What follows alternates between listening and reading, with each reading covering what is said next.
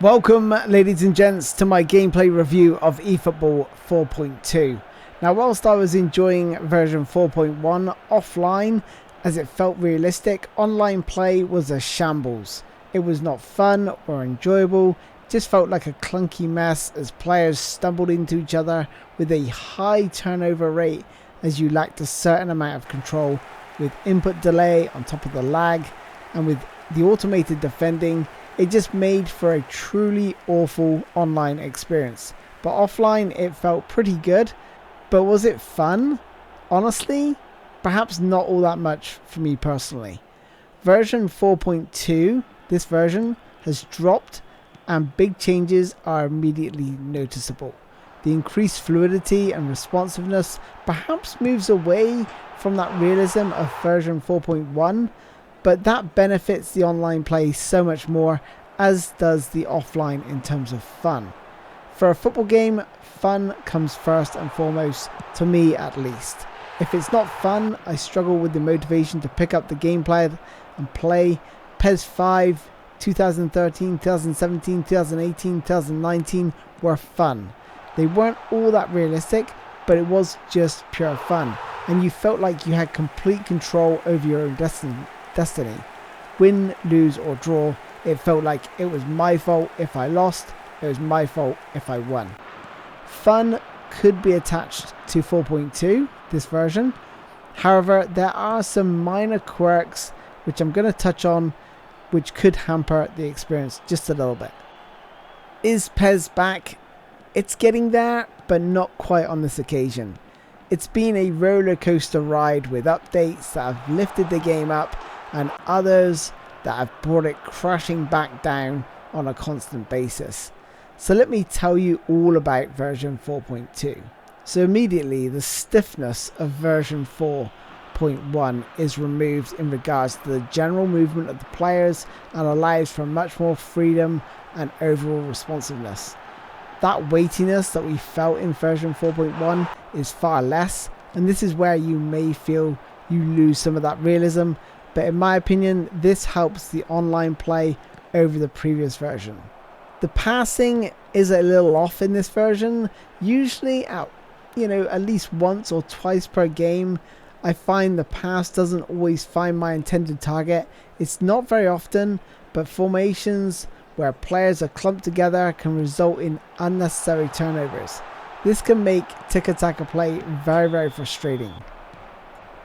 This through ball here was intended for Maradona, and this pass here was intended for Roberto. Timing in this update is key. Whether it's the timing, the button press up for a shot or intercepting a pass, getting that timing right is pivotal. You can no longer hold the matchup button and expect your player to intercept, because they will lunge even if the ball is far away from where they actually stood.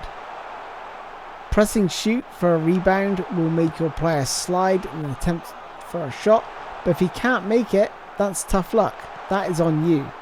If someone intercepts a pass and you've already pressed the shoot button, he will swing his boot at it, meaning those precious few seconds allow your opponent to escape with the ball unchallenged.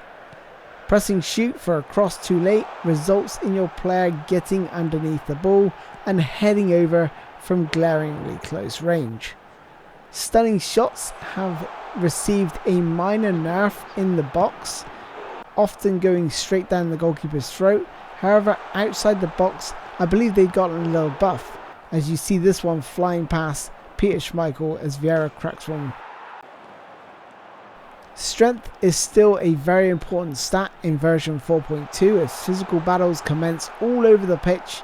There's no better feeling than bringing on Traore and him just muscling and holding off defenders with his pace and power and providing assists or scoring, as he's almost impossible to knock off the ball with my 99 strength build. Overall, player positioning is still really poor in this game. I hate how everyone floods forward and back and the penalty boxes become overcrowded with players. Still, it's miles better than EA FC 25 in that regard, where there's literally no player movement at all without manual intervention of moving a single player. When it comes to shooting, I find in this update I hit the post even more frequently than I did in version 4.1, and that was definitely noticeable. Goalkeepers do appear far less superhuman, making less ridiculous saves. However, shots on the turn are now doable, as I found out to my expense. Players freezing after a turnover is less noticeable in some instances, and others it's absolutely jarring, as my opponent here is frustrated with the freeze and he hits the shoulder barge button, showing that frustration as his player is stuck in the twilight zone. When it comes to general play, the method of passing left to right, right to left, 1-2s down the middle, drill crosses into the box are still the best ways of scoring.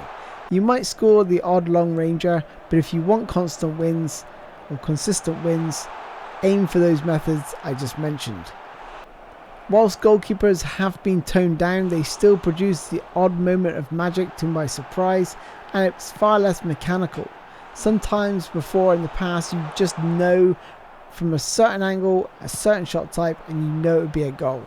That is still the case in some instances, but it's not as bad as it was. Sometimes the goalies will actually surprise you with some splendid saves. Dribbling is good if you use or utilize the left trigger with sole control players to weave side to side, along with double touch and scissor feints being the most useful skills in this update.